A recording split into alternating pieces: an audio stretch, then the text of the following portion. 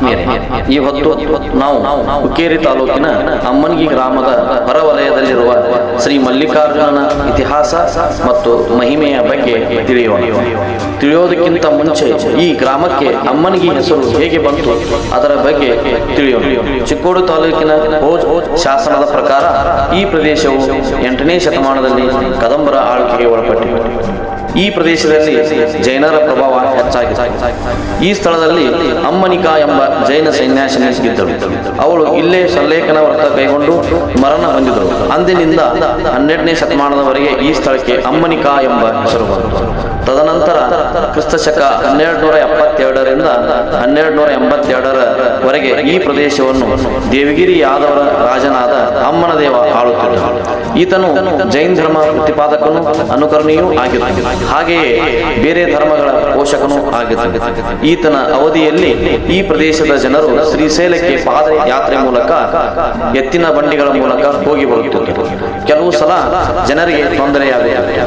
ಇದನ್ನರಿತ ರಾಜ ಅಮ್ಮನದೇವನು ಭಕ್ತರ ಅನುಕೂಲಕ್ಕೆ ಶ್ರೀಶೈಲದಲ್ಲಿರುವ ಮಲ್ಲಿಕಾರ್ಜುನ ತದ್ರೂಪವೇ ಎನ್ನುವ ಹಾಗೆ ಶ್ರೀ ಮಲ್ಲಿಕಾರ್ಜುನ ದೇವಸ್ಥಾನವನ್ನು ನಿರ್ಮಾಣ ಮಾಡುತ್ತಾನೆ. ಕಾಲಾಂತರದಲ್ಲಿ ಕ್ರಿಸ್ತಶಕ 1282ರಲ್ಲಿ ಸಲ್ಲೇಖನ ವ್ರತ ಕೈಗೊಂಡು ಜನೈಕನಾಗುತ್ತಾನೆ. ಅವನ ನಿಧನದ ನಂತರ ಈ ಗ್ರಾಮಕ್ಕೆ ಅಮ್ಮನಿಕಾ ಹೋಗಿ ಅಮ್ಮನ ದೇವ ಅಮ್ಮನಿಗಿ ಆಯಿತು ಎಂದು ಕೆಲವು ಇತಿಹಾಸಕಾರರು ದಾಖಲೆಗಳು ಹೇಳುತ್ತವೆ. ಈ ದೇವಸ್ಥಾನದ ಜಾತ್ರೆಯು 5 ದಿನಗಳವರೆಗೆ ನಡೆಯುತ್ತದೆ. ಮಕರ ಸಂಕ್ರಮಣದಂದು ಜಾತ್ರೆ ಅತಿ ವಿಜೃಂಭಣೆಯಿಂದ ಸುತ್ತಮುತ್ತಲಿನ ಗ್ರಾಮಗಳ ಜನರು ಎತ್ತಿನ ಬಂಡಿಗಳ ಮೂಲಕ ಜಾತ್ರೆಗೆ ಬರುತ್ತಾರೆ. ಕರ್ನಾಟಕ, ಮಹಾರಾಷ್ಟ್ರ, ಗೋವಾ, ಆಂಧ್ರ ಪ್ರದೇಶ ರಾಜ್ಯದಿಂದ ಜಾತ್ರೆಗೆ ಭಕ್ತರು ಬರುತ್ತಾರೆ. ದೇವಸ್ಥಾನದ ಕುದುರೆಯು 28 ವರ್ಷಗಳ ಬದುಕಿದ ಉದಾಹರಣೆ ಇದೆ. ದೇವಸ್ಥಾನವನ್ನು ರಾಜ ಅಮ್ಮನದೇವ ಕಟ್ಟಲ್ಪಟ್ಟಿದ್ದು ಕಾಲಾಂತರಗಳಲ್ಲಿ ಅಲ್ಲಿ ಗಿಡಗಂಟೆಗಳು ಬೆಳೆದಿದ್ದವು.